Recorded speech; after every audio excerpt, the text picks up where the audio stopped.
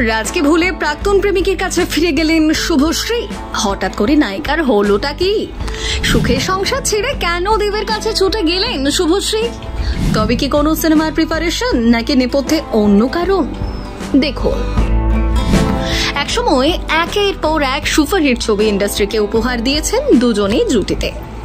এরপরই গভীর বন্ধুত্ব, প্রেম এবং বিচ্ছেদ। তারপর থেকে আর জুটি বাঁধেননি দেব ও শুভশ্রী গঙ্গোপাধ্যায়।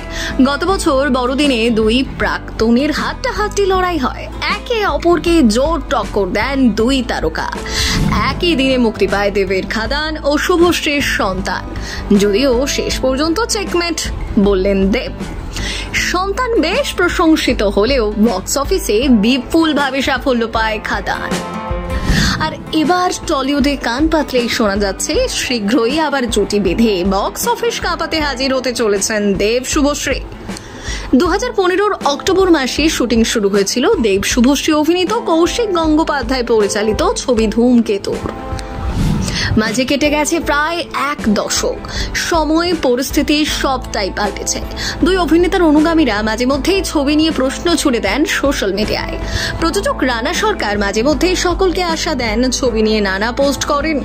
সম্প্রতি সেরকমই কিছু পোস্টের পর থেকে স্টুডিও পাড়ায় জোর চর্চা এই ছবি নিয়ে।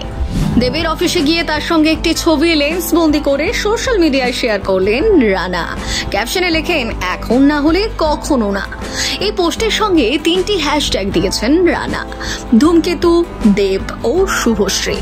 যা দেখে ফের নতুন করে আশায় বুক বেঁধেছেন দেব শুভশ্রীর ভক্তরা।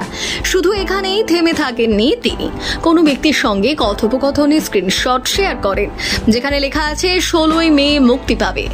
যা দেখে অনেকেই ভাবছেন তাহলে হয়তো শেষমেশ 16ই মে মুক্তি পাবে ধূমকেতু। যদিও এ নিয়ে দেব বা শুভশ্রী কেউই মুখ খোলেননি। বিনোদন জগতের শিল্পীদের সম্পর্ক ভাঙা বা গড়ার জন্য তারা প্রায় শিরোনামে থাকেন, যার মধ্যে বহু জুটের ব্রেকআপ বা ডিভোর্স নিয়ে চর্চা চলে দীর্ঘদিন ধরে। এরকমই এক জুটি হলো দেব ও শুভশ্রী গঙ্গোপাধ্যায়। এই দুই তারকার ফ্যানেদের সংখ্যা বিপুল। এই টলিউড জুটির ব্রেকআপের পর মন ভেঙেছিল বহু ফ্যানেদের। নিজেদের সম্পর্কে কখনো শিলমোহর দেননি দুই তারকা, এমনকি সম্পর্কে থাকাকালীন ভালো বন্ধু বলেই নিজেদের পরিচয় দিতেন প্রকাশ্যে। বিভিন্ন সাক্ষাৎকারেও এই নিয়ে প্রশ্ন করায় এই উত্তরই দিতেন দুজনেই। যদিও তাদের ব্রেকআপ হওয়ার পর সবটা জলের মতো পরিষ্কার হয়ে যায়। বহু সাক্ষাৎকারে টলিউড সুপারস্টার বললেন যে শুভশ্রী তার জীবনের অত্যন্ত কাছের একজন মানুষ। শুধু তাই নয়, বাস্তবে তার জীবনের প্রেম কাহিনীর এরকম পরিণতি তিনি কখনোই আশা করেননি।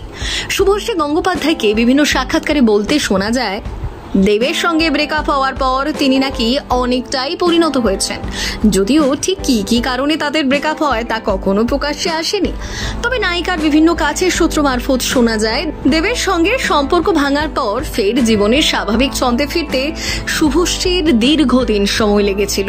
2009 সালে মুক্তিপ্রাপ্ত চ্যালেঞ্জ ছবিতে প্রথমবার জুটিতে দেখা যায় দেব শুভশ্রীকে। এই ছবি দারুণ সফল হয়। সেই সময় থেকেই প্রথমে বন্ধুত্ব ও পরে তা পরিণত হয় গভীর সম্পর্কে। ইন্ডাস্ট্রিতে এরপর একের পর এক ছবিতে তারা অভিনয় করেন জুটি বেঁধে। পরাণ যায় জ্বলিয়া রে, রোমিও, খোকাবাবুর মতো বাণিজ্যিক ছবিগুলি বিপুল লক্ষ্মী লাভ করে। এখন দেখার সত্যি সত্যি ধূমকেতু মুক্তি পায় কিনা।